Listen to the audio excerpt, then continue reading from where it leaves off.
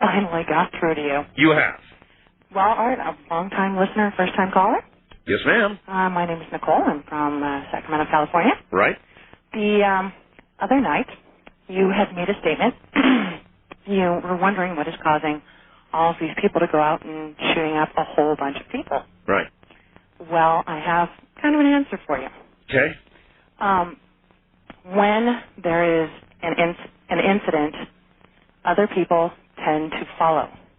If there's an assassination, a few weeks later, there's going to be another assassination. I have such a hard time wrapping my mind around that. I understand the copycat theory, but look here. We're talking about children going into a school with bombs and guns and killing other children. We're talking about somebody in their 40s going into a church and just killing as many people as they can before killing themselves.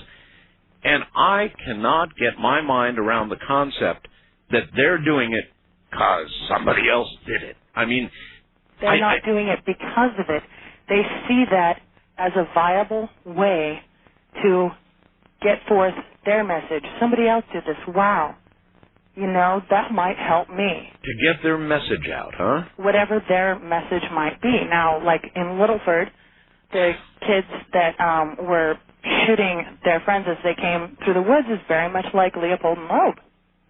They did it just because to see what it was like. Yeah. The idea is there. I bet if you went through these kids' houses, you would find books that are on these people. Like, do you remember the Hi-Fi killings?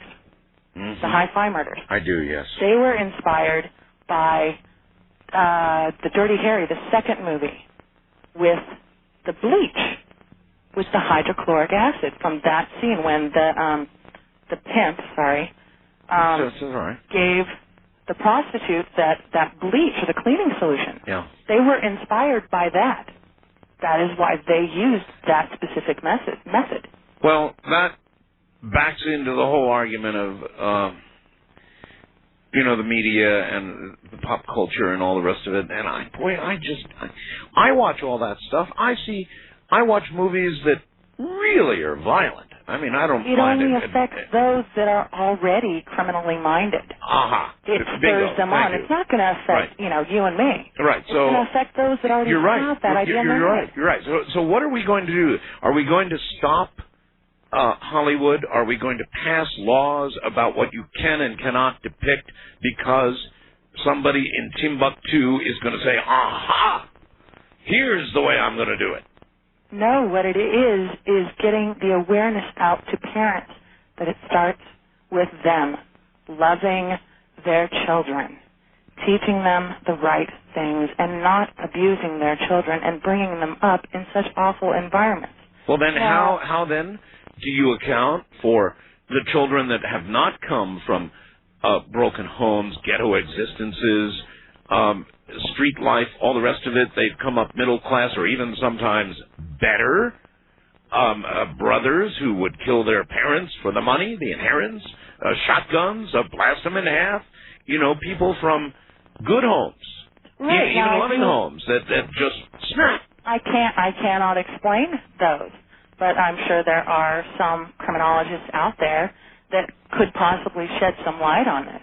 Now, most of my information that I've gotten in criminology, I've been studying criminology for 13 years, have been coming from people such as John Douglas, if you know who he is, and Gavin DeBecker from his book Gift of Fear, if you ever read that one, which is an outstanding book. It shows these people's minds, the way that they work.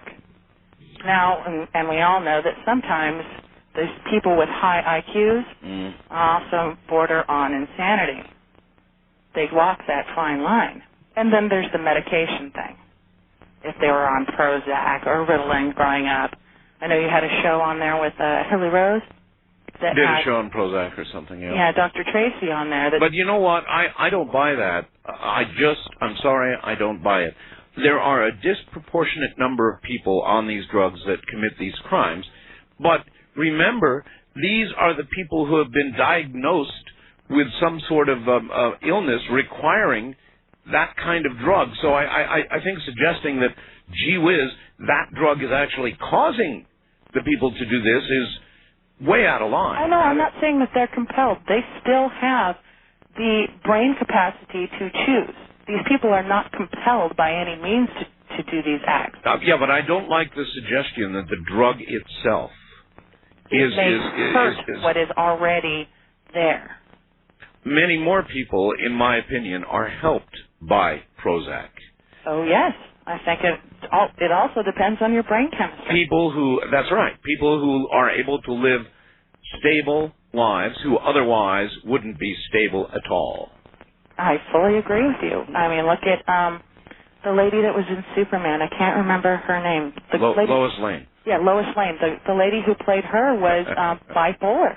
Yes, if it was not for the medication, she would not be as healthy as she is now. You are dead flat right. As I recall, she was found in a really unusual situation in a yard. There was a story about it. Hopefully she's okay now. She's right. No, I don't buy into this argument about psychiatric drugs. It's just that we perceive that more crimes of this sort are committed by people who are using these drugs. But remember, these are disturbed. The model is of a disturbed person. And those are the people that are getting these drugs. So naturally, there are going to be a disproportionate number of them that end up, going the wrong way.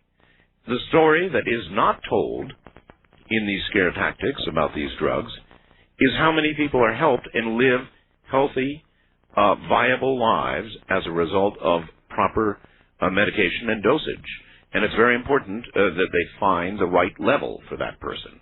All right. In a moment, ladies and gentlemen.